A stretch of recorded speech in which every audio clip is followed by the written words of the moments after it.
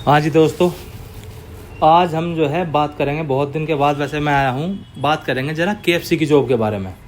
और जो KFC की जॉब है वो मेरा एक दोस्त लगा हुआ था, वो काम कर रहा है वहाँ काफ़ी दिन से।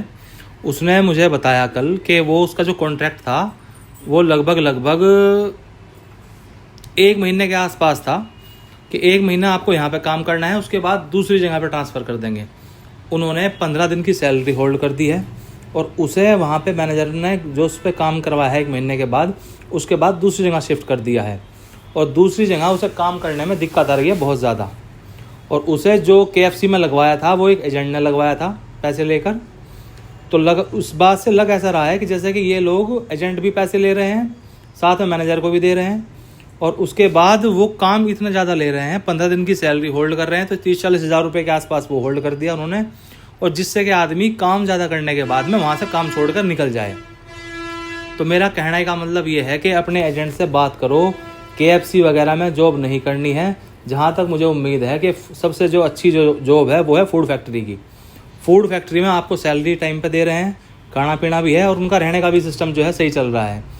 उसके बाद जो कंस्ट्रक्शन का जो काम है, कंस्ट्रक्शन के काम में वो लोग भी ऐसे ही कर रहे हैं। कभी कभी आपको रोज़ पे करते हैं, वरना कभी कभी आपकी 3-3 दिन की सैलरी होल्ड कर लेते हैं, और उसके बाद आपको सैलरी देनी नहीं है उन्हें जब आप वहाँ नहीं जाओगे। ऐसी एक हमारे भाई पंजाब के हैं, उन्होंने 15 दिन काम करा और 15 दिन के बाद में KFC ने, या जैसे रोस्टिक बोल दो आप, उसने उन्हें सैलरी नहीं दी। उसके बाद उसने 7-8 लड़कों को ले जाके वहाँ पे जब अपने पैसे निकलवाए हैं।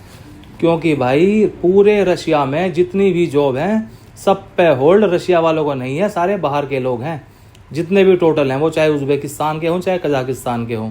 तो थोड़ा जहाँ भी जॉब करोगे एजेंट से बोलकर, और एजेंट के ऊपर जिम्मा दो इस बात का कि हमें सैलरी टाइम पे चाहिए, और सैलरी की जिम्मेवारी तुम्हारी होगी। और होल्ड की भी सारी बात करोगे, कितनी सैलरी होल्ड कर रहे हैं, कितने दिन बाद सैलरी मिलेगी। क्योंकि ये लोग आपसे शुरू में काम करवा लेते हैं और उसके बाद आपको सैलरी दे नहीं रहे हैं, और फिर काम आपसे एकदम जो है ये ज़्यादा करवाएंगे जिससे आप काम छोड़ के निकल जाओ। तो 15 दिन की सैलरी जो होल्ड पे रखी है वो आपको देने के नहीं। ये कॉन्ट्रैक्ट भी साइन करवा रहे हैं कि इतने दिन आपको 3 महीने काम करना पड़ेगा, वरना आपको जो 15 दिन की सैलरी होल्ड है वो सैलरी आपको जो है नहीं मिलेगी। तो भैया सारी बात, जितने भी लोग रशिया आ रहे हैं, और पहली बात तो यह है, मैं नहीं चाहता कि कोई रशिया आए। लोगों के मेरे पास भी दुनिया भर के SMS है, मैं सबको मना कर रहा हूँ, लेकिन लोग नहीं मान रहे। पता नहीं उन्हें क्या लग रहा है। जिस यूनिवर्सिटी में वहाँ जाना चाह रहे हैं वो यूनिवर्सिटी है नहीं, वो किराए की बिल्डिंग में 5 लोगों ने यूनिवर्सिटी चलाई हुई है। सारा का सारा इतना बड़ा फ्रॉड है, तुम्हें जाके पता चलेगा वहाँ।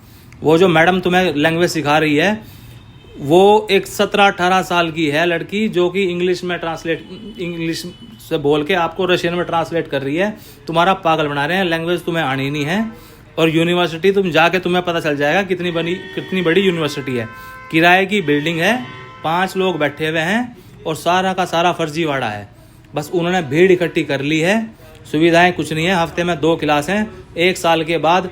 अच्छा एक चीज़ और, ये जो लोग लैंग्वेज कोर्स पे जा रहे हैं, मैंने उन्हें बता दिया 30-40 हज़ार रुपये के आसपास ये सेविंग कर पाएंगे महीने की। 1 साल के बाद में लगभग 3.5-4 लाख रुपए की इनके पास सेविंग हुई। अगले साल क्या करेंगे? अगले साल रुकेंगे कैसे? दोबारा अगर तुम्हें वीज़ा एक्सटेंड करवाना है, उसके बाद तुम्हें फिर वापस पे करना पड़ेगा यूनिवर्सिटी को, लगभग जिसकी आपकी फ़ीस होगी 1,47,000 रूबल। तो जितना तुम कमाओगे उतना वापस, अगर तुम्हें वहाँ रुकना है तो उतना तुम वहाँ पे दे के आओगे।